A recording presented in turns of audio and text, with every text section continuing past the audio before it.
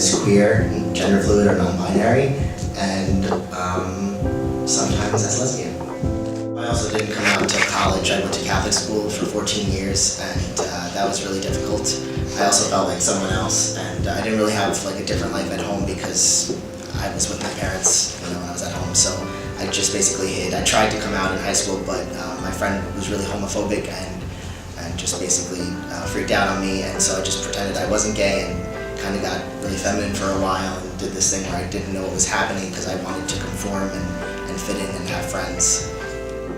I've had a lot of coming outs. I guess the first time was when I was 19 to my best friend. We went to see George Carlin, the comedian, and I was feeling kind of courageous. So I just told her that I was gay and that I was in love with her, and she was like, I love you too, but I'm straight, and that went pretty well. But then I had to come out to my family, who they were all born in Italy, came off boats. So that was difficult, and it took a while for them to come around. I came out as a lesbian, and they didn't take that so well. And then I guess at 23, so now 4 years later, I came out as trans, and that went over even less well. My mother didn't talk to me for 2 weeks. My dad, though, was just like, I saw this coming. And now my mother's much better with it. She'll use male pronouns. I prefer they, them, but if we're out in public, that's fine with me. But in the beginning, she would use she in front of other people, and that was really awkward when you have facial hair and your mother's calling you a she, and people are like, what? They don't know their daughter is a son.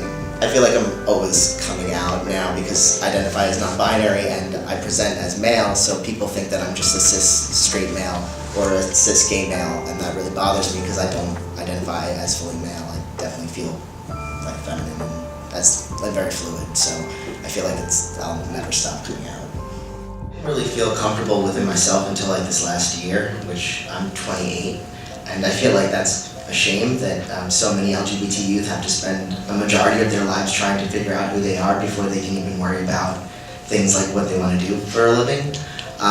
So that was really difficult, and I was constantly coming out, but it was really just based on the information that I had, and it wasn't always a lot of information. I came out first as gender fucked when I was 19 because I was like, fuck gender, I don't want it, we don't need it, we make it up, and why? It's limiting people. But that was really hard to explain to people, so then I started just using gender fluid, and then eventually I decided I wanted testosterone, so I used transmasculine, and I was constantly evolving, and a lot of people judge me, even people within the community, for changing and coming out so many times, but I was just trying to figure out who I was, and I think everyone has that right. And so it wasn't really until I met my current partner, Sam, who identifies as non-binary, and I was really emotional because to meet someone that represents you in the world when you feel like there's no one like you is really powerful.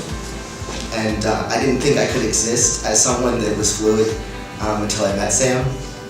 And that really, sorry, but yeah. Thank you. Love you. Sam said love you.